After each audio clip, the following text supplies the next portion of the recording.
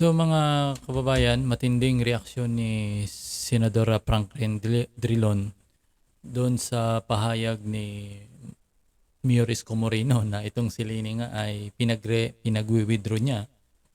Matakin nyo, nagkaroon kasi ng press conference yung tatlong tumatakbong pagka-presidente niya at dalawa doon ay nananawagan na dapat na anyang mag-resign itong si Leni Robredo.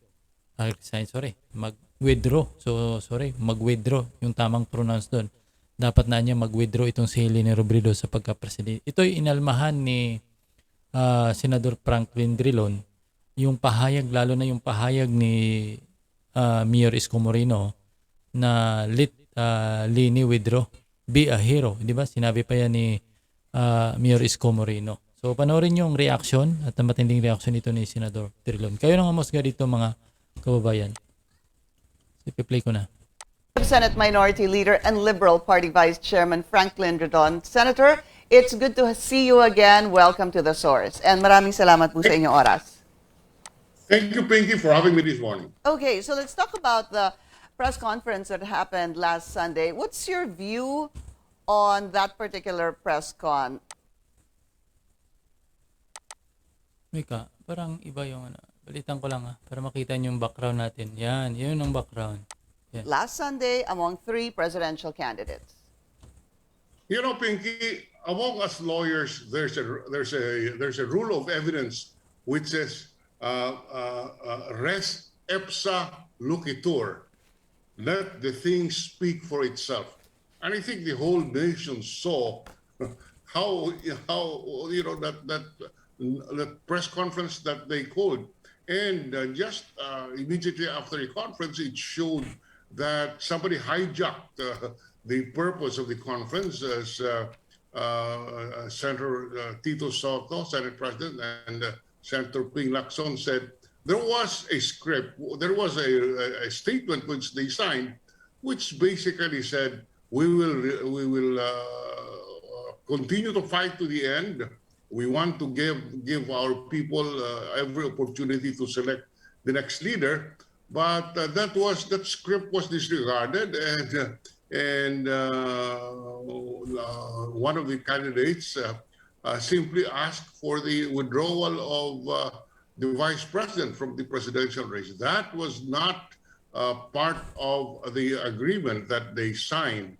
And as I said, let the thing speak for itself, as we say among us lawyers. Mm-hmm. Was it a good political move? I think it is unanimous, and many political observers said that if anyone benefited from that press conference, that one was not in the room.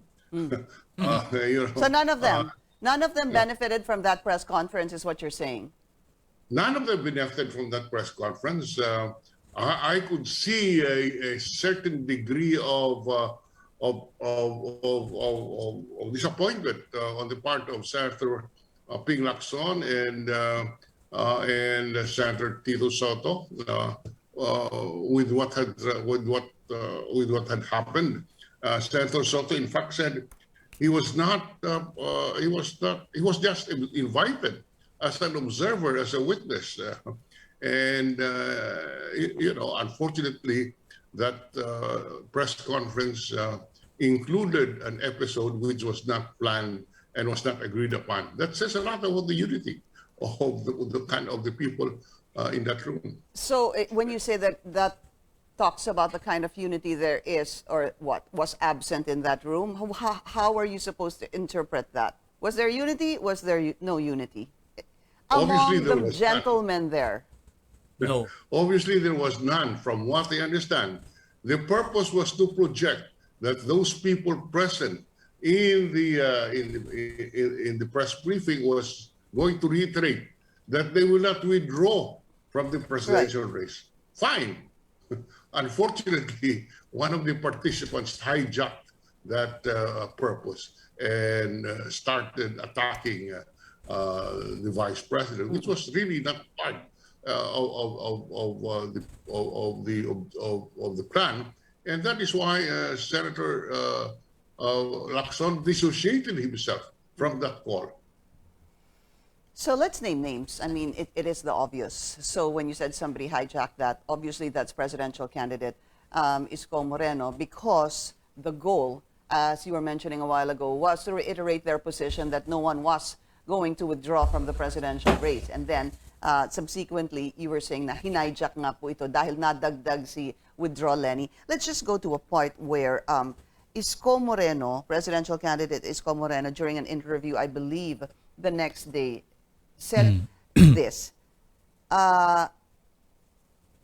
Parang ano ito, this is a social injustice. Kapag malaking tao daw po, ang nangbubuli, okay lang. Pero kapag ordinaryong tao, nangangatwiran, bastos o masama na. So let's bring this back to the time that Vice President Leni Robredo decided to run for the presidency. And then at some point, the camp or the supporters of Leni Robredo was urging Isko Moreno to withdraw. Nagkaroon po ng hashtag na with Isko withdraw. So parang sinasabi niya ngayon, bakit kapag ako na ang humihingi nito o nagre-request nito or saying this ay minamasama. Giya't ginawa daw po sa kanya. Just a reaction on that. First, I never participated in that. And to me, Pinky, calls for withdrawal is part of the reality in a campaign. Unfortunately, in this particular case, the other personalities like Roberto Gonzales and Tito Soto and Ping Lacson were brought in the same table, and it is made to appear initially, at least, that the four of them were there, the five of them were there making that call. So that is why it got muddled. That is why it got muddled, because the original purpose, as articulated by Senator Ping and Senator Soto, is that they were just going to reiterate that they are going to fight this campaign, this contest to the last. And as I said, unfortunately, the good mayor hijacked the opportunity and started dishing out I would suspect his frustration over the way the campaign has been going on, because during that week, I think there were some big groups who switched to Vice President insofar as their support is concerned. And I could understand his frustration, the frustration of Mayor Isko, but it was not correct. Okay. Apart from Mayor Isko Moreno, let's go to former Defense Secretary Roberto Gonzales. He was interviewed on The Source also yesterday. I wasn't the one who interviewed him. I believe it was Ria. But basically he said that it seems that whatever number two is doing isn't working. But let's hear it from him during that interview yesterday. Let's play that soundbite, please. Ang layo ng number 2 at saka number 1 medyo magkaiba. Sa labanan ngayon, ang gusto ipakita ng mga strategies natin ay dalawa na lang ang naglalaban. Ngayon, doon sa dalawang naglalaban, napakalayo ng diferensya, baka matalo yung number. Ayaw din lang matalo yung number 2 sana eh. Pero parang hindi siya, whatever she's offering na laban sa number 1, parang hindi nag-i-effect eh. Wala kang kwentahin mo yung lahat ng hawak namin, idagdag man namin sa kanyang lahat. Talo pa rin eh. Kaya sabi namin, baka may a new initiative may have to be thought of. Baka mali yung number 2 para lumaban sa number 1. What we are really looking at is a new initiative that might beat number 1. All right. I hope you heard that loud and clear, Senator. So basically, he was saying yung kung anong ino-offer ng number 2, and let's just name them already. Vice President Leni Robredo, sabi po niya, baka hindi po yung ino-offer ni Vice President Leni Robredo ay nagiging effective. Kailangan daw ng bagong inisyatibo. Alam mo, Pinky, 30 taon na ako nasa politika. Ngayon ko lang narinig ang ganong klaseng theory na dapat mag-withdraw ang number 2 dahilan sa mukhang hindi siya umangat. Eh, what about Mr. Gonzales himself? I think he has less than 1%. So it's coming from him. It's a little funny and it's a little awkward. And having said that, I don't think there's any validity or any sense in what Mr. Gonzales said. Absolutely nonsense. And as Vice President Leni Robredo said, let us focus on our campaign. We are behind in the surveys. We have a lot of work to do. Let not these kinds of statements distract us. And that's what Vice President Leni and the campaign staff is doing at this point. Okay, we need from the presidential race because if we were also to go back to that press conference and even interviews prior to that, there have been some gentlemen who were saying, such as Senator Ping Lacson, that pinapa-withdraw po siya. Tapos ganun din po yung ilan sa kanila. It's almost the same narrative basically. So that could have hit I don't know, a sensitive bone in their body or not even that. But bakit kami magwi-withdraw at bakit kami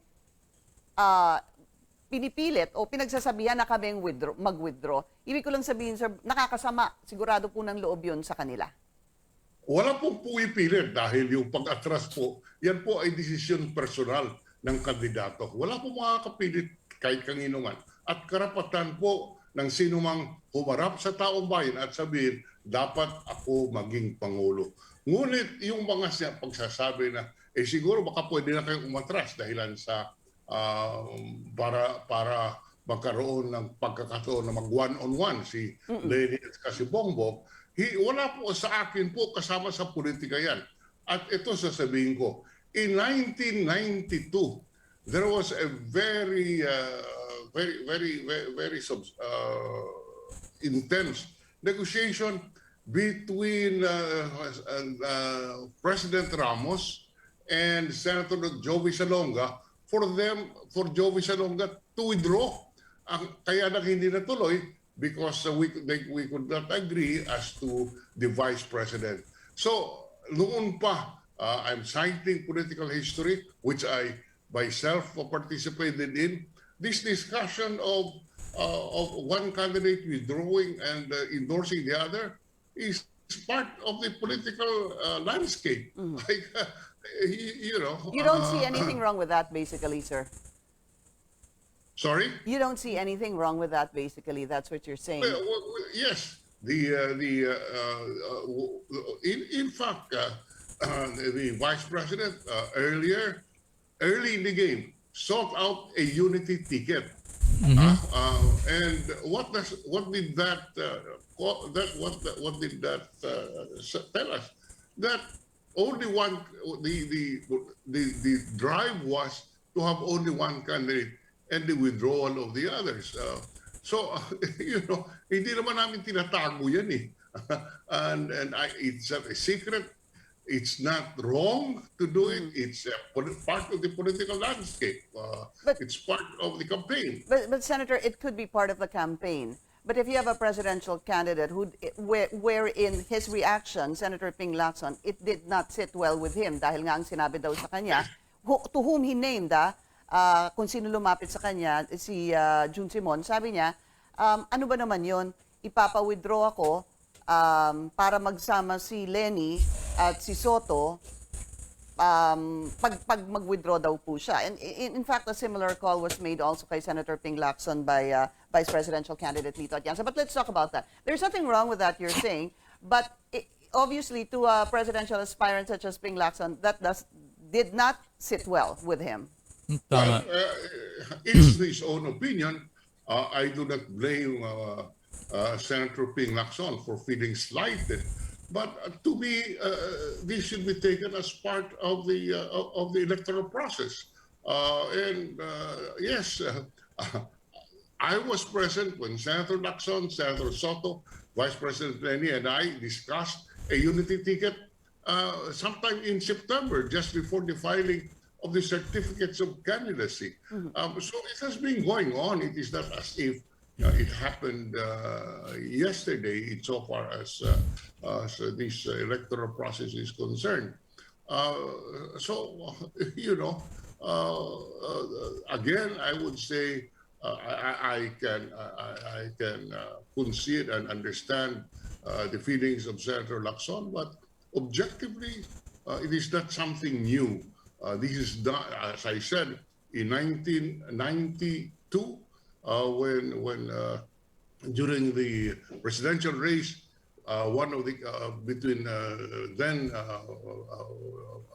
Secretary Fidel Ramos and Senate President Joey Salonga, the matter of the withdrawal of Senator Joey Salonga was discussed extensively. I was there. So this is not new, the matter of asking, of attempting to have a common slate. Okay. Let's talk about this, though. You have Isko Moreno saying, kung ayaw niyo sa dilaw, ayaw niya sa pula, nandito ako. Sabi po ni Senator Ping Lacson noong Sunday, this is not just about Leni Robredo, this is not just about Bongbong Marcos, this is not about Leni Robredo, this is not about Bongbong Marcos, but nandito din po kami. Sabi niyang ganon. Si Roberto Gonzales po sinabi, papaanong mangyayari kung bumalik ang mga Marcos? To that effect, meron po siyang sinabing ganon. Here's the thing, sir. Because of what happened last Sunday, is unity among number 2, 3, 4, 5, 6. You think, may pag-asa pa ho kaya yan? Sa akin, yan ang ideal situation, an ideal endgame, an ideal situation on election day. But being realistic about it, that is far that that scenario may not happen. And Leni has Vice President Leni has directed the campaign staff to stay focused, because we should be prepared to seek the people's mandate with several others who are not identified with the administration. So that's it. That's how an electoral process goes. That's how democracy goes. The people are given a choice. Last question, Senator. So it's about 3 weeks left until Election Day. The Pulse Asia survey should come out end of April, so sometime around April 30. What numbers are you looking at for the Vice President that will come out then? Well, you know, admittedly, the survey is a concern to us. But what raises our there is something that was that could not be captured in the surveys, to my mind, and that is the passion of the supporters of Vice President Robredo. I have never seen this kind of a passion and support since the time of President Cory in 1986, and I am sure that that kind of a passion is not reflected in the surveys, and that's why we will continue to focus on, particularly on this aspect, the volunteers, the Robredo People's Council all over the Philippines. Yes, we do not have the endorsement of the local political leaders, but we have the endorsement of many people's organization. And let's see what happens come May 9. Senator? So yan mga kababayan, yung pahayag ni Drilon sa isyu patungkol kay Isko at saka Roberto Gonzales at saka Ping Lacson. Yan ang sagot niya doon sa mga panawagan nga nila na itong si Leni mag-withdraw na anya. Yun. At yun. Wala ring reaction si Drilon sa survey na ilalabas. Pero itong September 30, mayroong balak maglabas ng survey. Itong policy siya. At ito yung pinaka-aabangan ng mga marami ngayon, itong survey. Diba? So sa akin lang kasi ito, ako agree ako sa sinabi ni Senator Drilon, no, na walang effect yung ginawa ni Isko, Lacson at saka Norberto. Wala naman talaga, hindi yung statement kasi nila no yun mga kababayan. Bagamat sumisigaw sila na mag-resign si Leni. Kahit mag-resign si Leni, hindi naman talaga sila makinabang diyan eh. Hindi rin naman sila makinabang dahil una, napakababa yung rating survey nila. Si Isko 8 lang at itong si Lacson 4, Norberto ay wala pang 1%. So pag samahin mo man silang tatlo yan, wala pa rin. Kahit kay Leni, hindi sila mananalo sa survey kay Leni. Di ba? Kay Bongbong Marcos pa kaya napakalayo. So, yan. Ewan ko lang bakit siguro na sa inis na lang nila no na nasabi nila yun dahil nga iniudyukan sila mag-resign. So, yan muna. Maraming salamat mga kababayan. So, huwag mong kalimutan i-follow, i-subscribe itong ating channel. So, good morning.